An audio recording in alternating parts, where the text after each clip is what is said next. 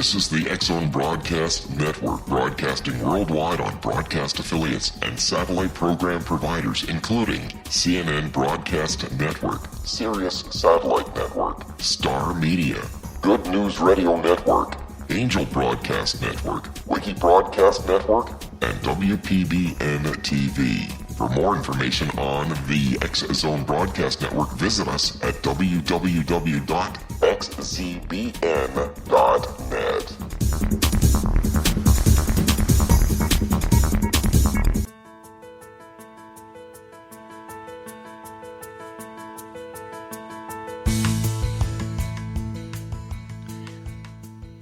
Welcome to Connecting with Coincidence with Dr. Bernie Beitman, MD. That's me.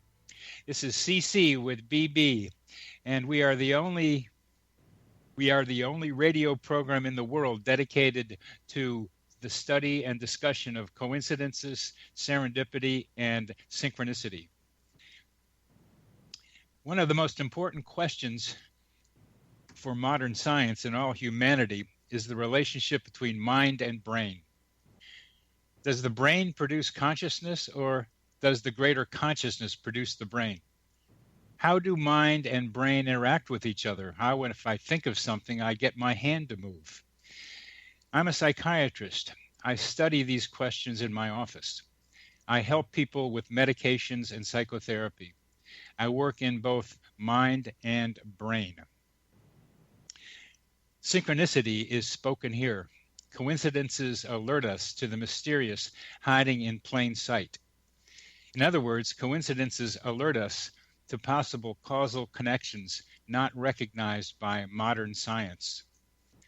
Go ahead, put Connecting with Coincidence in your search engine, and you'll find my book, my Psychology Today blog, my website, and my social media site. Would you like to know how sensitive to coincidences you are? Well, take the Weird Coincidence survey on my website.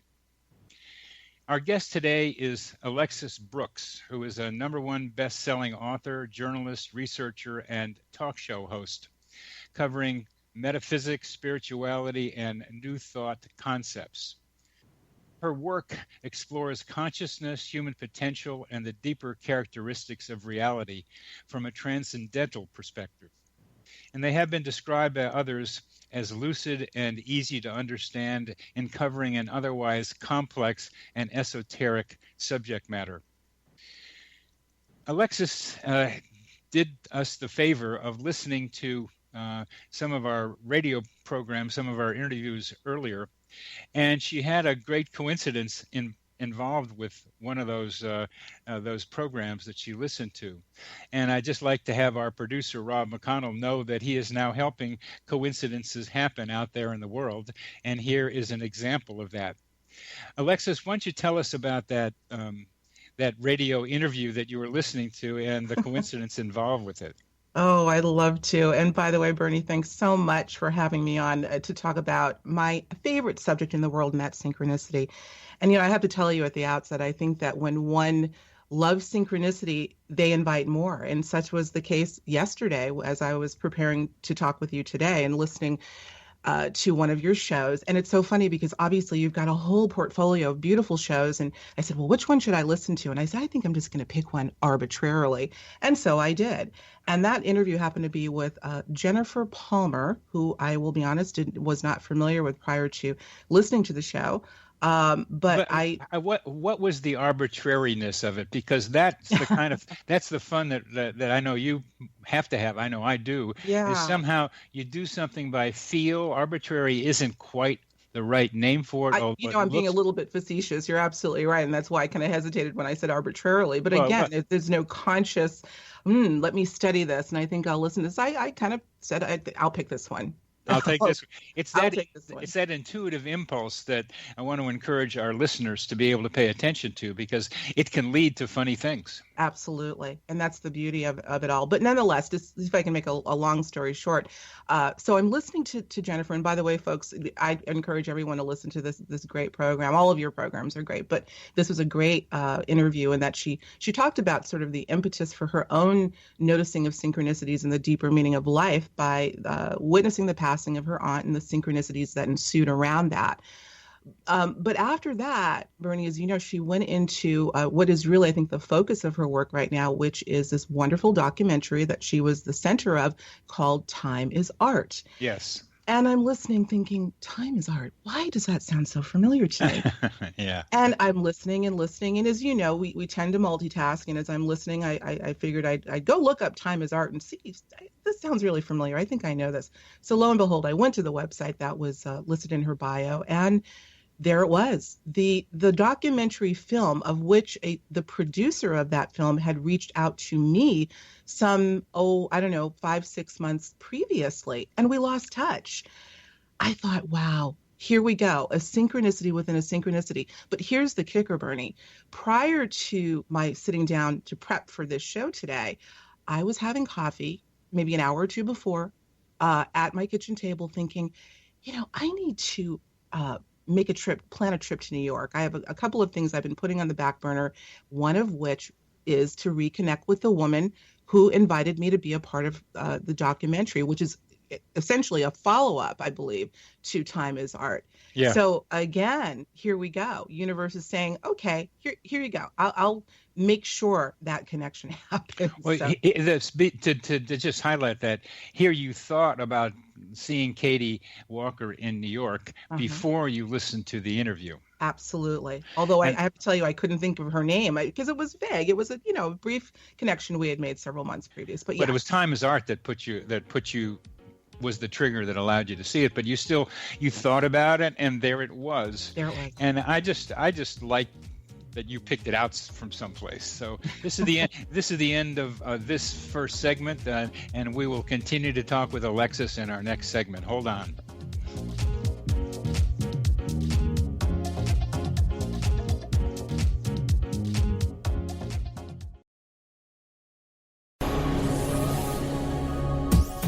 This is the X-Zone Broadcast Network, broadcasting worldwide on broadcast affiliates and satellite program providers, including CNN Broadcast Network, Sirius Satellite Network, Star Media, Good News Radio Network, Angel Broadcast Network, Wiki Broadcast Network, and WPBN TV. For more information on the X-Zone Broadcast Network, visit us at www.xzbn.net.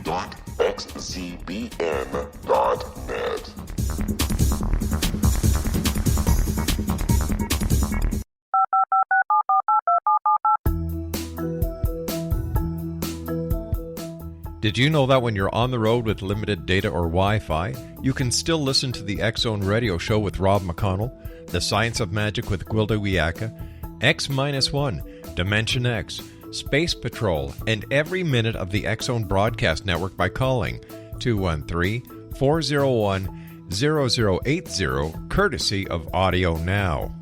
No smartphone, app, or internet needed. It saves your data plan, and it's free if you have unlimited minutes. Call 213-401-0080 to listen on any phone, anytime, anywhere. Remember, 213-401-0080 for the best of the paranormal, parapsychology, and sci-fi radio programming anywhere, 24/7, 365.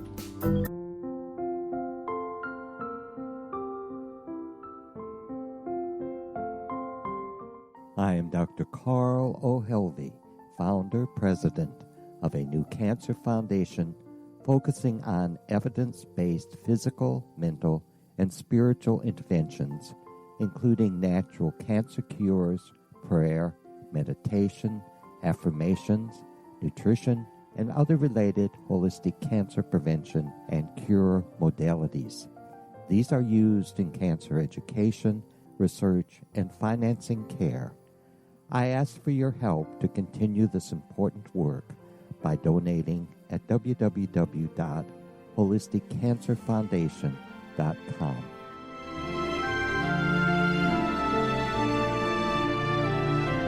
Hello, I'm Pete Marsh. With my daughter Justina, we will be presenting the new radio show, Too Good to Be True. If something seems too good to be true, it usually is. But with the help of Justina's amazing gifts, we're going to gain insight into questions that don't yet have complete answers. Have you wondered who built Stonehenge and for what reason? Why are crop circles found in the same region as Stonehenge and elsewhere? Are crop circles a hoax, or are they created with technologies that we have little knowledge of?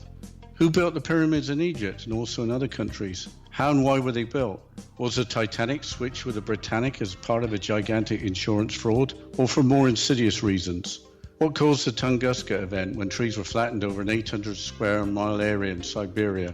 Will the new insights be too good to be true? Well, that will depend on what you are prepared to believe. Please join us as we start on this journey together. For more information on Too Good to Be True, visit www.xzbn.net. Little children aren't the only ones afraid of the dark.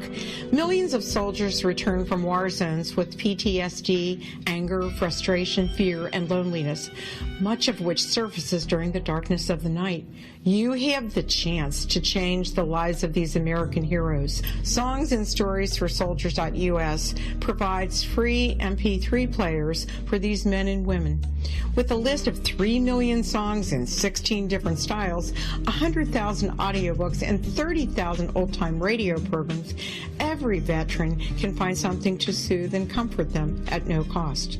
All our players contain an 8-hour audio program designed to help veterans fall asleep. With 1,500 plus vets now participating, it's our goal to deliver 10,000 audio players this year. Go to our website at songsandstoriesforsoldiers.us. Help us help a veteran make it through the night.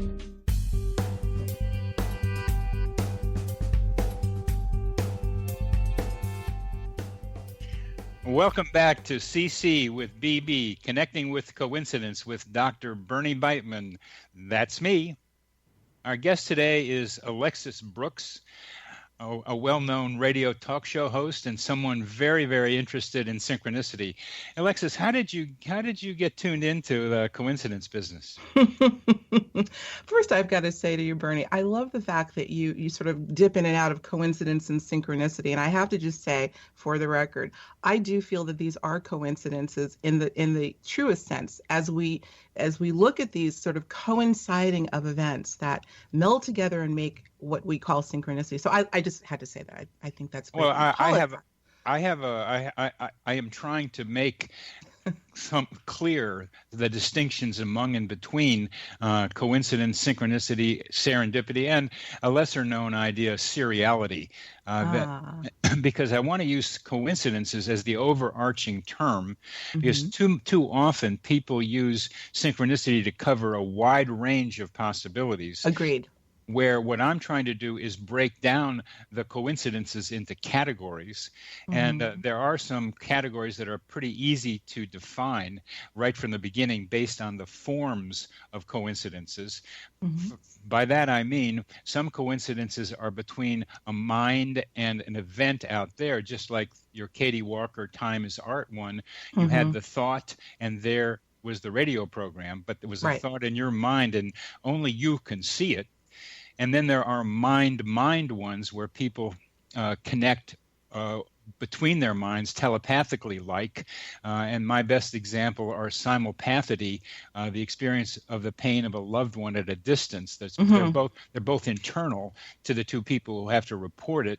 And then there are thing coincidences where any outside observer can see those observables. So this is a way of getting a little more scientific and less kind of metaphysical but synchronicity was where we started. Right. Well, I have to just kind of piggyback on what you're saying, Bernie, because I think that the thing that is undergirding all of this, and we as humans tend to like to put things in categories and nice, neat little buckets, et cetera. But the thing that I find really fascinating is this thing we call non-locality. Non-locality, many of those who are fans of quantum theory, quantum mechanics will be familiar with that term. And I'm not going to get into all of that. I bet your listeners are quite familiar with that dynamic. But I wouldn't bet on that. You wouldn't? I okay. wouldn't. Well, we're not going to get into that right now because you had asked me about what the impetus was for me. I have to tell you, and I'm asked this frequently, I think I landed here on this planet being interested in this stuff. I have to tell you, absolutely, even as a young child, although I certainly wasn't learned, from a book, from a research standpoint, I hadn't put it in any context, but I have been an experiencer of phenomena, including synchronicity and precognition, since I can remember. And I grew up in an alternative household with parents both very left-brained, and my dad was an MIT scientist, my mother an educator. But when they took the hat off of their jobs, they sat down and talked about life after death and reincarnation and synchronicity and et cetera. Wow. So that was nurtured in me. So there's no particular moment where I had an epiphany and said, oh, I think I'll study this. It's just always been in my life. And it's grown. And that's what I'd love to talk about that. It's grown. Well, sure. that one of the things that you're noticing, and maybe we'll get back to this again in the future in discussing this, but you're seeing more coincidences happening out there in your life. And as you say, the more you see, you just get sensitized and primed and recognize that there are a lot of coincidences happening every day. We just may not notice them, but you're noticing that other people are seeing more coincidences. And I am hearing that also. You are. Yes, that people are reporting that who are sensitive to coincidences, have been for a long time, that other people are telling them more about them anyway, and they seem to be more out there anyway. Well, I think this is a big subject, and I think this is where it comes down to, it goes from sort of a whimsical and fun and novelty sort of thing to talk about to a very integral part of the human experience and the human development. And yes, unequivocally, I am getting more and more people telling me that they're having more synchronicities in quick succession, something that I don't know that I'm the one to coin it, maybe I am, called synchronicity clusters. And that is where a number of synchronicities will happen to an individual, not necessarily connected, maybe they are, but in a short period of time. Such was the case with me. It still is, really. I think I'm on kind of a synchronicity run right now. But yes, I do think that I know that I'm hearing from more people, certainly through my radio show and people emailing me.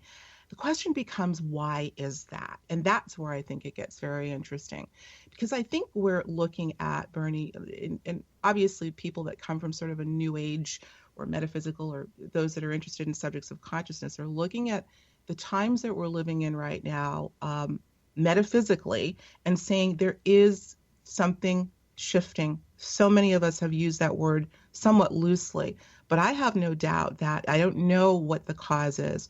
Is it some speculate that our magnetosphere is literally thinning. The magnetic field around our planet is diminishing. And some people are translating that to if you look at the magnetosphere as sort of a protective barrier between us and everything else out there, if it's thinning, we're now perhaps getting more access to everything else that's out there, including incidents of ESP, extrasensory perception. So I wonder that, I ponder that. I obviously can't make a case for it, but I do feel that there is some dynamic in our human experience, perhaps in the cosmos itself, that's shifting, that's allowing for more of these experiences to happen, because they're definitely happening.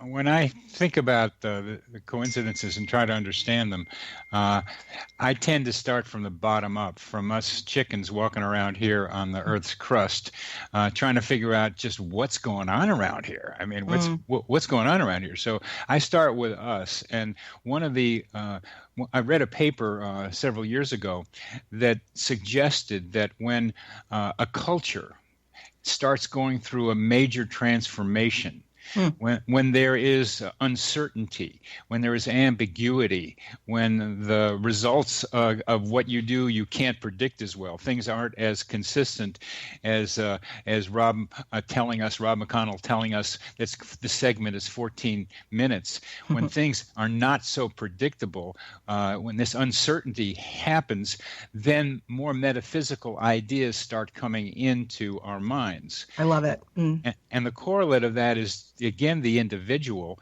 that coincidences tend to be increased in times of transition, need, and or high emotion, when, again, there is indeterminacy in a person's life.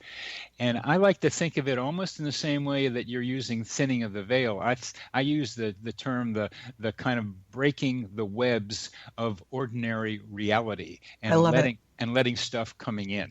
I'm following you completely. You said a couple of things, buzzwords for me. The first thing I want to mention is emotion, and this too I have pondered. Emotion is a very, very powerful thing in the human experience, and as we think about the idea that there may be other intelligent species out there, and I do in fact cover that very elusive topic in my work. We're talking extraterrestrial and beyond. The one thing that it is, when you juxtapose the human species with perhaps others, the one thing that we have going for us is the ability to emote. An emotion, which is in fact has a frequency, a signature aligned with it, or connected to it. Yeah. Intense emotion tends to trigger experience. I can give you, we don't have enough time in the probably now 10 minutes left or less, but numerous examples of people that in the throes of emotion have gone into altered states and have been witnessed or a part of phenomena, including synchronicity and even more. So that's the first point I want to make. I do feel that increased emotion can trigger these sorts of things. The other thing I want to bring up in terms of the times that we're living in, and yes, it's almost cliche now, the times of uncertainty and challenge, et cetera.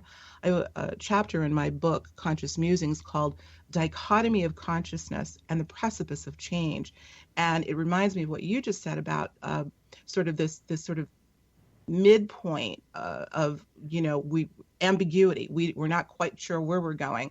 I look at it as sort of a dichotomy of, we're seeing the ugliest of ugly right now. We are. I mean, there's no one that can deny that. But we're also seeing unprecedented acts of altruism sort of coexisting. And as I say in my book, they're sort of duking it out. And when we see that collision of opposites, that too is a marker, at least for me, that we're on the precipice of some kind of a paradigm shift. And in the midst of that is when perhaps the universe will come forth and give us the opportunity to make that transition using things like synchronicity. Mm-hmm. Uh-huh. Yeah. There's just a lot in what you've just said. And I'm going to go back to the magnetosphere and what I call the psychosphere, which is somewhat related to what you're talking about. The ionosphere is another part of our atmosphere that helps to protect the Earth from solar energy, from solar winds that have lots of stuff that could create difficulty for us. And the ionosphere bounces a lot of the solar wind energy back into outer space. And the ionosphere is maybe 40 miles up from the Earth's crust. And between the ionosphere and the Earth's crust, there is something that people can call an electromagnetic container. The Earth is negatively charged and the ionosphere is positively charged. So within that container, electromagnetic waves can exist.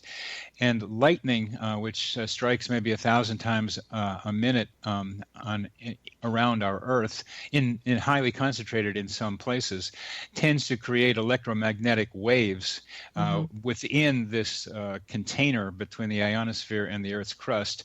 And these waves create what's now called the Schumann resonance. That's right. And that Schumann resonance has various harmonics up to maybe 40 hertz. So the Schumann resonance is about 8 hertz.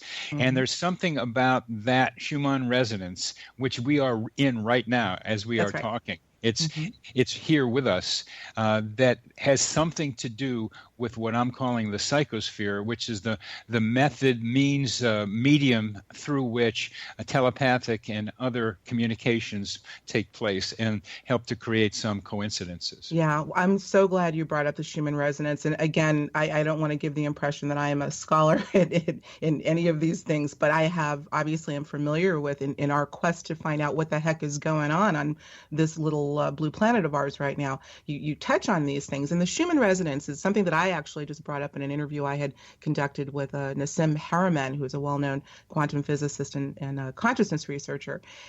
There is a rumor out there, and I'm still trying to get to the bottom of it, that the Schumann resonance, which is also considered sort of the Earth's heartbeat, if you will, has been known to have a sustained beat, if you will, of approximately 7.8 hertz. That's pretty well known, and it's been like that for as long as we can remember.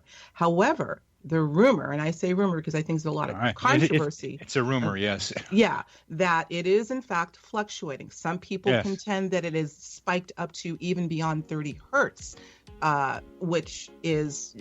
And we're getting close to ending Okay. this segment, so we are going to come back to getting into outer space in our next segment. Deal.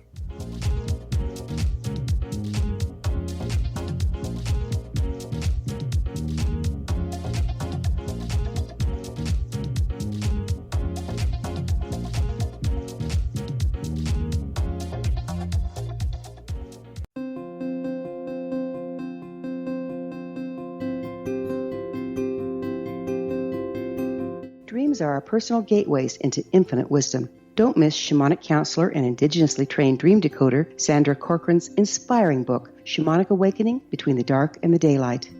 This remarkable work chronicles Sandra's 35 years of experience with diverse wisdom keepers and her initiations throughout the Americas and across the British Isles, Turkey, Greece, and Egypt. Sandy's knowledge of symbology, psychology, and myth influence her dream blog and workshops. Sandy offers private tarot readings, international journeys, a meditative CD, as well as her book, Shamanic Awakening, to encourage you as you navigate this earth walk, creating a deeper connection to yourself and all that is. Find this and more at Sandy's website, starwalkervisions.com.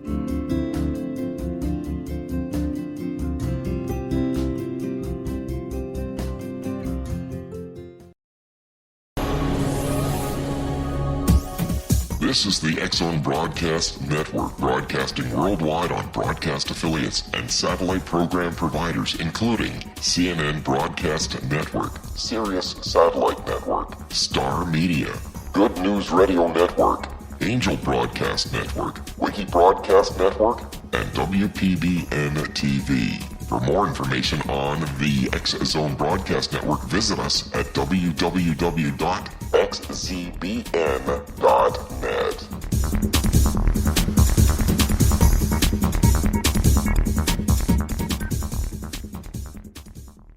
How would you like to be able to read other people's minds? Well, the next best thing is here. When you know how to read a person's name, you know how the person thinks, feels, and behaves.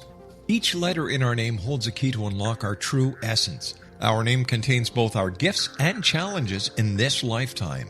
Mnemology science discovers personality secrets hidden in the placement of the letters of our names, including the first and last impression people remember about us. Sharon shows us how to interpret the arrangement of letters as outlined in her book, Know the Name, Know the Person. Sharon Lynn Wyeth created mnemology science after 18 years of research and testing her theories, and has supported thousands of people around the world in understanding themselves and others better. You'll enjoy Sharon's unique teachings as she shares her system to learn the gifts behind your given birth name. Even if you don't like your birth name, there are jewels in this book. If you're thinking of changing your name, ready to name your child, or wanting to get along better with others, this is the book for you.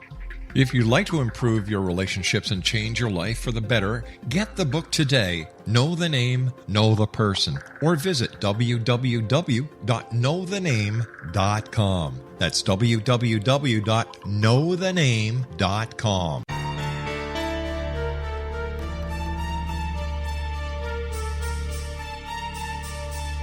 Hello, I'm Justina Marsh, and with my dad Pete, we are going to present a new show called Too Good to Be True. Together, we are aiming to discover more truths about this world and beyond. Do you have unanswered questions about the world?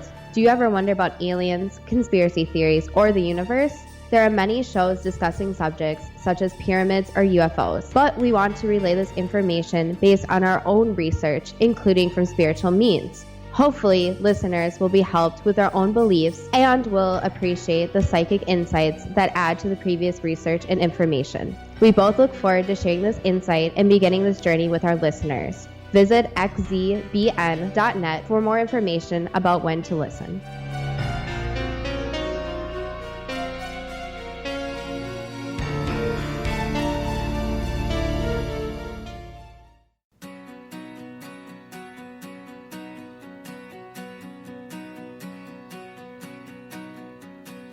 Welcome back to CC with BB.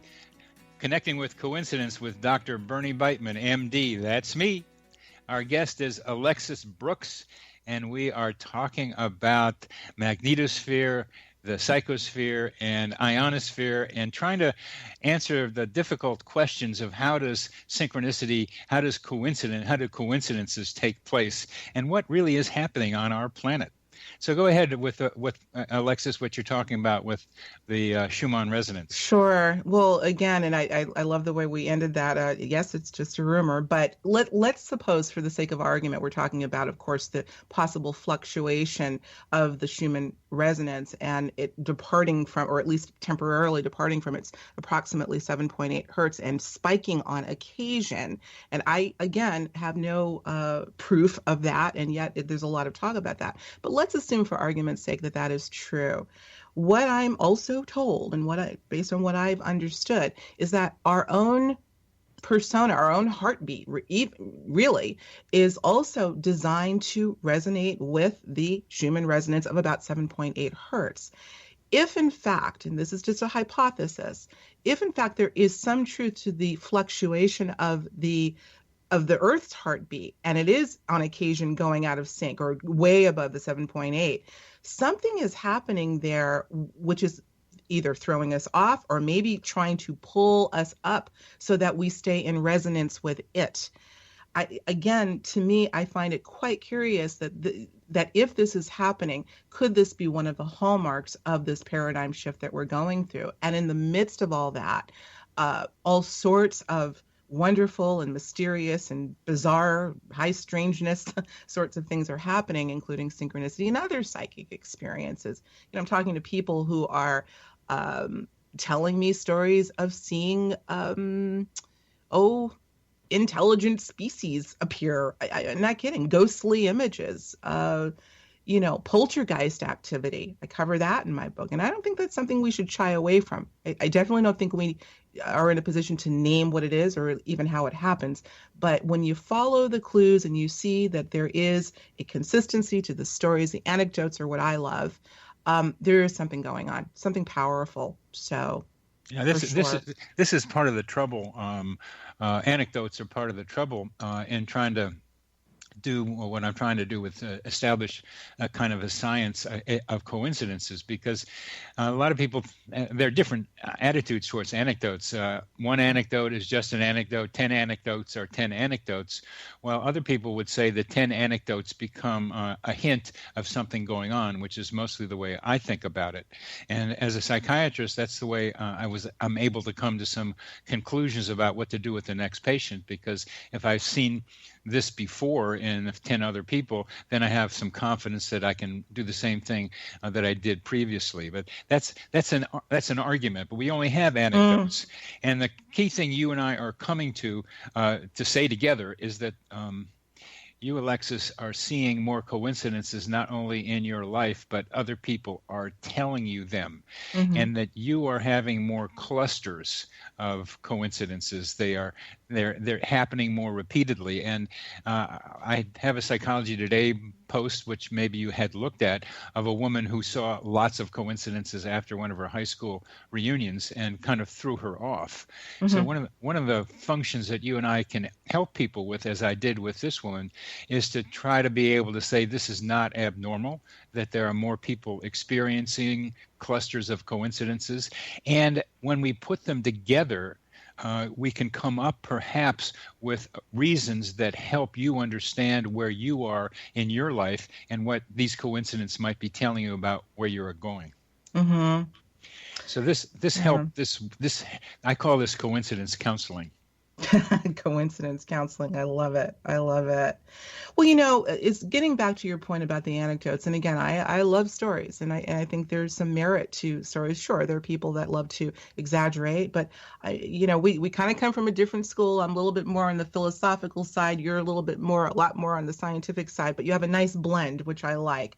Thank you. Here's what I say to people and remind myself. And, I have a sort of a saying about belief, because we human beings have a tendency to want to adopt belief versus knowing. And I've said it many times. I'm going to say it one more time. Seeing is believing, but experiencing is knowing. seek to experience and you will never have to believe again. And so I say that to say, where so many people want to hear other people's stories, I encourage people to seek out their own experience. So there can be no questioning. There is no need to believe if you have had an experience. Now, of course, the trick is in distilling the meaning in the experience and determining, well, if I'm having this experience, it must mean that life works this way. That's not really what I'm saying.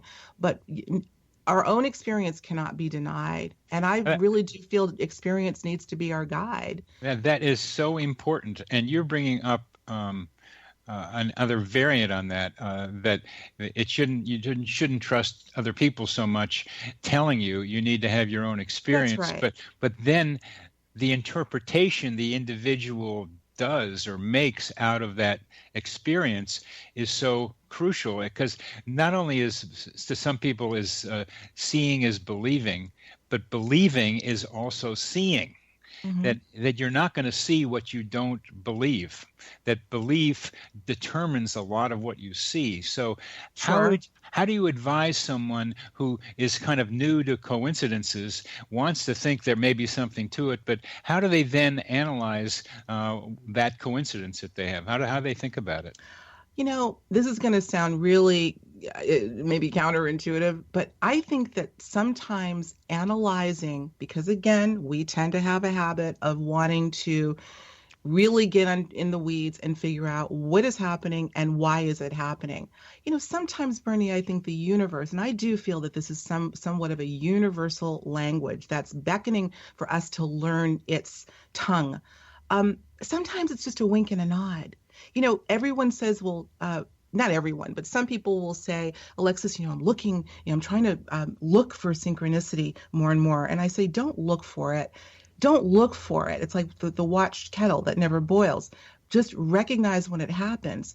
And I tell people to say out loud synchronicity. But secondly, sometimes I don't know that it's necessary to try to analyze the significance of it. Now, sometimes it's necessary because I think it can be a guidepost, synchronicity for sure. As an example with what happened yesterday and my calling, making contact with the Time is Art people. So it was a guiding principle. Other times I think it's just a wink and a nod. You want to hear a wink and nod story? Do we have time? We have one more segment after this, so we got time. Okay. Go ahead. Like I said, I have been sort of going through a string of synchronicity lately, and they'll wane every once in a while and then come back. This one has to do with a hummingbird, and it's whimsical and no deep meaning implicit in it other than just what I think is a wink and a nod. Hummingbirds, I love them. I've always loved them. And as we know with hummingbirds, they're very fleeting. They're very hard to get to sit still if you want to take a picture. And such was the case with me. I thought to myself, I would just love to get a picture for myself of a hummingbird, but I knew it wasn't going to happen. So I said, well, maybe I'll just try to search for one on Google and put it on my iPad, my tablet. And so I did. A beautiful image of a bird in flight, hummingbird. Fast forward a few days, I had flown out to California from the East Coast, where I'm from, to cover a conference. And after the conference, my husband and I had a little bit of downtime in Palm Springs, which we often travel to.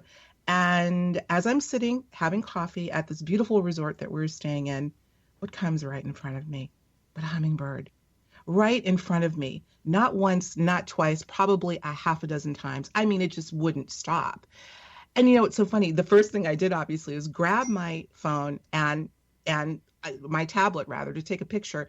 What do I see on the front cover is a hummingbird. Forgot I had even taken it. Uh-huh. And I was able to get such a beautiful image of the hummingbird that I was able to replace the tablet, the image that I got from Google. And again, it was amazing to me. No big meaning in it other than I'm watching you, Alexis.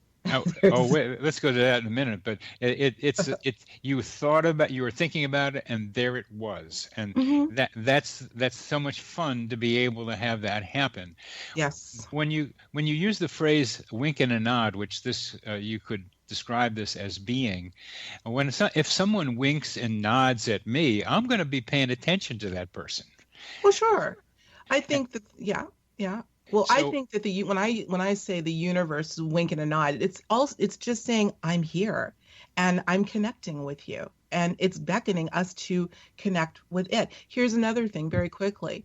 If you think of synchronicity, Bernie, as somewhat of a language, a universal language. yeah, please go on about that. That's good. Go ahead. Yeah, I was thinking of this analogy the other day. I speak a little bit of Arabic, just a little bit. My dear friend is from Egypt, and I grew up with her family and love the language. I've been to the region frequently, and so when I see somebody that I suspect is speaking Arabic, and especially an Egyptian dialect, I'll say something, shukran is thank you, or inshallah, or whatever it may be, and they'll invariably look at me and say, and they don't know me from Adam. They'll say, how do you know that?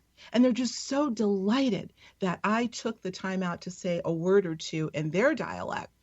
And before you know it, you're running into more people, or maybe you run into that same person and they are constantly wanting you to say something to them in their native tongue. I think that the universe is the same way. When you show reverence for universal language in the form of synchronicity, it will give you more. That too is a wink and a nod. I think it's important that we begin to learn its tongue and become fluent in speaking universal language, which is synchronicity. Well, that's very interesting. Have reverence and then learn the language. That when you say language, you're implying some kind of communication. Yes. And the communication of the hummingbird was to you that I'm paying attention to you. I suppose. Yeah. I thought that's what you were saying, that that I'm watching you, I think you said. Right. Sure. It's somewhat nebulous. I think we're trying to again distill something that's so far out of the typical human experience into something that we can distill as part of the human experience. So it is somewhat nebulous. I think we just have to kind of follow its clues. We're not used to this. It's still you're using the word language. That's what I'm asking about. Mm-hmm. So what do you mean by language when you talk about synchronicity as having a language from the universe? Oh, I think it's a form of communication. Just like, we have sign language. It's not a spoken word, but it's a form of communication. There's a telepathic language, I suppose. Maybe I'm using that term loosely, but I absolutely feel that synchronicity is a language of the universe that we are inextricably linked to. But I think the ability of that has perhaps gone dormant in the human experience, and for whatever reason is coming back up. So that's how I interpret it. I'm really fascinated with your use of language. I love language. I took linguistics in college, and my sons are pretty good with language, so I get interested in what we're talking about when we call this a language thing. But we're getting to the end of this segment, and as we continue on, I'd like to be able to get into language and also the question of precognition and synchronicity. So we'll be back with Alexis Brooks.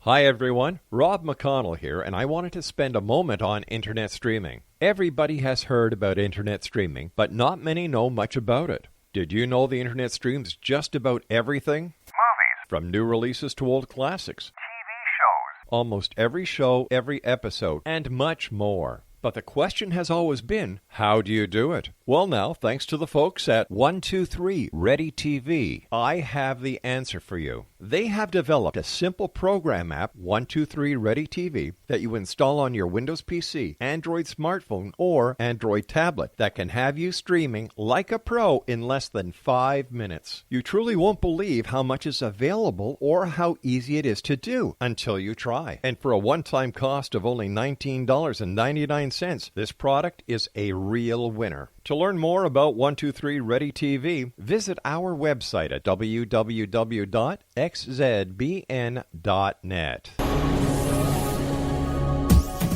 This is the X-Zone Broadcast Network, broadcasting worldwide on broadcast affiliates and satellite program providers, including CNN Broadcast Network, Sirius Satellite Network, Star Media, Good News Radio Network, Angel Broadcast Network, Wiki Broadcast Network, and WPBN TV. For more information on the X-Zone Broadcast Network, visit us at www.xzbn.net.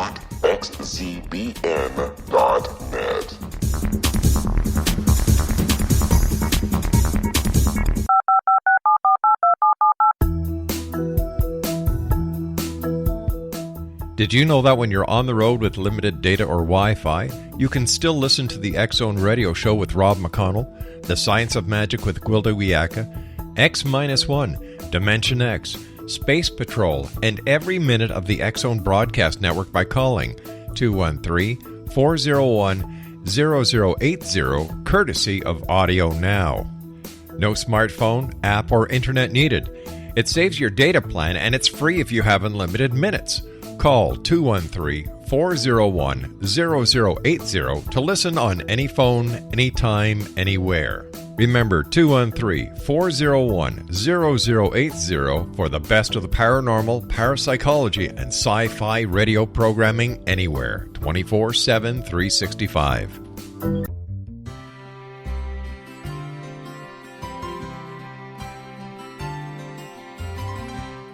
True healing must address 4 levels: physical, emotional, mental, and spiritual, for us to live joyful and productive lives. We tend to treat 3 of the 4, leaving the spiritual languishing. If you're tired of the same dysfunctional patterns cropping up in your life, Soul Balancing is for you. Trixie Phelps, owner and founder of Soul Balancing, is a naturally gifted energy healer trained in numerous esoteric forms, including shamanism. Trixie has created a powerful modality that safely and effectively clears your energetic field. A Soul Balancing session can remove interference, heal trauma, and restore your hope. Contact Trixie for a life-changing long-distance session today, www.soulbalancing.world.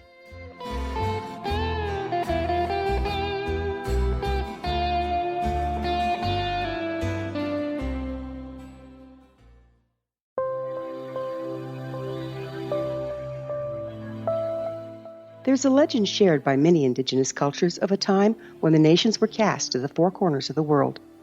Each nation was given a body of sacred knowledge that held a different portion of the truth to preserve. True reality could not be known until all the nations reunited, combining the information. If a single one was missing, the world could not be reborn and darkness would prevail. The Science of Magic Radio is dedicated to reuniting the sacred knowledge. With the understanding, none of us has all the answers, but together we can open new perceptions and possibilities. Through our combined vision, the world can be reborn into a place where darkness no longer prevails. Join me, Gwilda Wiyaka, and the Science of Magic daily on the X-Zone Broadcast Network, xzbn.net, or visit us at thescienceofmagic.net.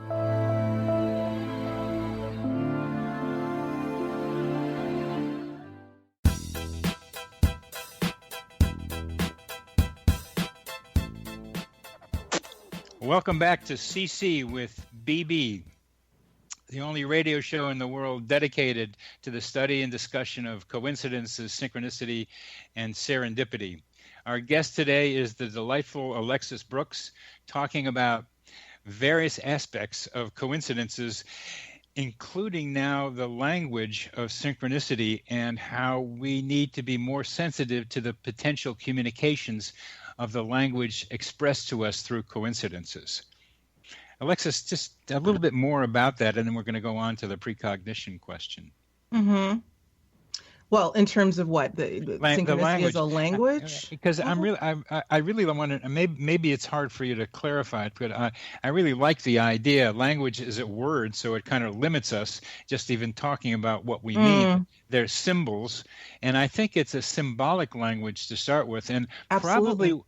Are you probably saying we should just let these symbols invade us, to come into us, become part of us, and let our intuition begin to put them together rather than doing too much rational thinking about them? Wow. Well, I don't know that they would invade or pervade even, but just the act of of noticing. For instance, as I think I said earlier, when you recognize a synchronicity, this is just a little thing for me. I advise people to say out loud, synchronicity. It's almost as if you're speaking. It's a communication that's taking place. That is the way I'm using language or framing this as a language. I don't believe it's a one-way communication. I have a feeling that it is, in fact, two-way, just as people discuss sort of a telepathic communication taking place. So again, in terms of, what do we do with it? What do you mean? What do you mean by two-way? I think I know what you mean, but what is your role in the communication in a synchronicity? When I have one, I acknowledge it out loud. I say, just like it said, I think with the hummingbird, I see you, Alexis. I say, well, I see you. And you're developing a relationship. Yes, I know this may sound a little woo-woo to some people because we're not talking about having a conversation with another human being. We're talking about having a conversation with something that I feel fervently is conscious. And if something is conscious, there is the ability to have a two-way dialogue. Sorry, I'm going to use that word like I'm using language. And I do, in fact, feel that when we acknowledge the synchronicity in whatever form you please, it will respond in kind. Alexis, let's talk about precognition and its relationship to synchronicity. How are they related in your mind, precognition and synchronicity? Well, I definitely do think they're related, and I've really had to sort of sit in contemplative mode and really kind of figure out how would you delineate, if you could at all, the two phenomena. And here's what I've kind of come up with. When you think of precognition, is what I say is all precognitions to me have a synchronistic aspect, but not all synchronicity is precognitive. Sometimes they are difficult to delineate. I can give you a couple of brief examples in the course of my most recent cluster that I believe were both synchronicity and precognition. One has to do with, and this is actually not whimsical at all, but quite nearly tragic. Fortunately, it wasn't as bad as we thought.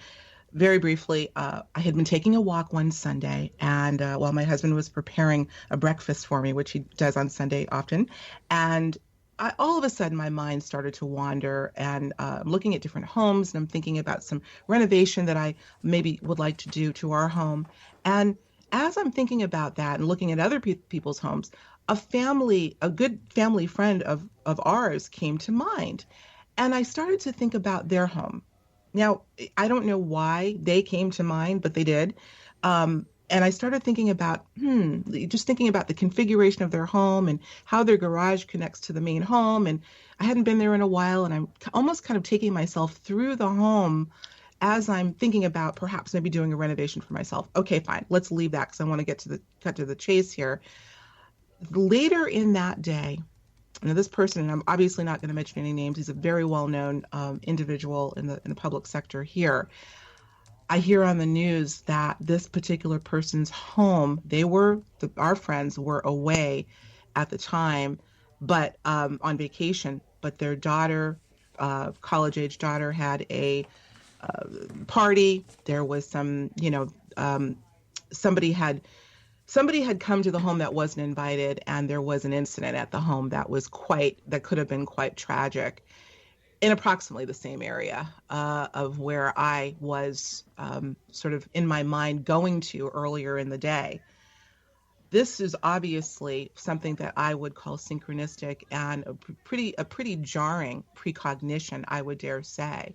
I looked at the timing of everything, and here I was having this walk in the morning, and it was later in the day, I believe, that this incident happened. So this is a case of what I would call precognition, of which I've had an affinity to for many, many years. I can give you another one if we have time, very, very briefly. Let's look at that one a little bit too, and clarify the way I think about it. Jung used precognition as one of the kinds of experiences under the term synchronicity. Mm-hmm. He used that sometimes in his 1972 book on synchronicity. That's part of the definition. But since then, Jungians have varied in how they think about synchronicity, and for some of them, it is only those coincidences that are meaningful enough to kind of be psychotherapeutic or counseling to help you individuate in Jung's terms.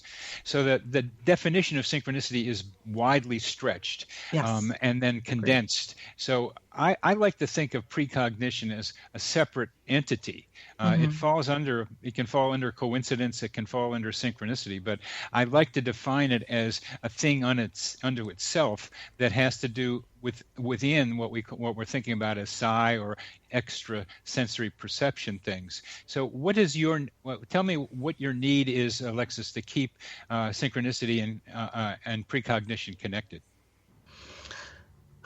I happen to think that there is a common thread that undergirds all phenomena. Remember at the top of the show, we were talking about this idea of non-locality, the ability to affect something at a distance, what Einstein, as I say, begrudgingly relented to as spooky action at a distance. So I don't know that you can separate any of these phenomena, not just synchronicity and precognition, but perhaps apparitional activity, remote viewing, past life flashbacks, you name it. It's a sense that I have that there is something fundamental that interrelates and interpenetrates all of these phenomena. But I do think that as far as precognition and synchronicity are concerned, there is such a gray area. Again, not everything is going to be nice and neat and able to be put in little packages. Absolutely. Right. know? So, and that's definitely one of those things where as much as we as humans want to just categorize and define, I really do feel, Bernie, that part of that universal process is knowing that it just doesn't work that way outside of the realm of the human experience. I mean, look, we're being touched with with something that's beyond the physical, and it just doesn't play by our rules. And I think it behooves us, if we're going to interact with it, that we start to play by its. So. What do you think of this way I have of thinking that I can almost explain precognition as a part of ESP kinds of experiences, including poltergeists as well as telepathy and clairvoyance, and also psychokinesis. I can't really say what the mechanism is, but I can almost feel that there's a mechanism there that will somehow be understood. But how I can feel a loved one's pain at a distance, that is an easier thing for me to be able to explain than a woman that I know who has had a string of 1,000 or more monkey symbols enter into her life as teachers for her. You know Gary Schwartz? Yeah, of course. Well, in his new book, Super Synchronicity. Not familiar with that. That's great. He was on the show. He's going to be on again talking about this, that the probabilities of being able of such a long string existing are really pretty low and much harder to explain than the clairvoyance or precognitive experience that you described. And then you go to these very low probability coincidences to say there probably is a higher intelligence running this thing in some form or another. Oh, absolutely. Absolutely. I love to quote Richard Feynman, and I've done that numerous times. Go ahead. Which he says, oh gosh, of course I'm going to forget it now. We do no harm to the mystery to know a little bit about it.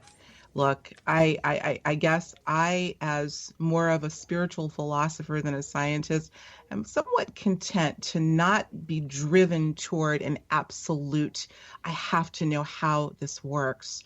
It's that left brain for me kind of going on, and we all do it. We want answers, but I am somewhat content to just live and relish in the experience, and not be so, explanatory driven as I am. Yeah. And there's nothing wrong with that. You're inquisitive, and I think we all should be. Let's keep that journey going. I really love the way your perspective. It's really valuable to me to hear how you're thinking about it, because there are many who think like you, and there are some who think like me. But I just like to hear how you've made it clear how synchronicity and precognition fit together with you, and it's not unlike the way Jung started thinking about it. But in various ways change it. We are coming to the end of our segment, Alexis. It's been a delight talking with you, about coincidences. And it's lovely hearing you talk and lovely hearing you think. Thank you very much for being with me today. Thank you, Bernie.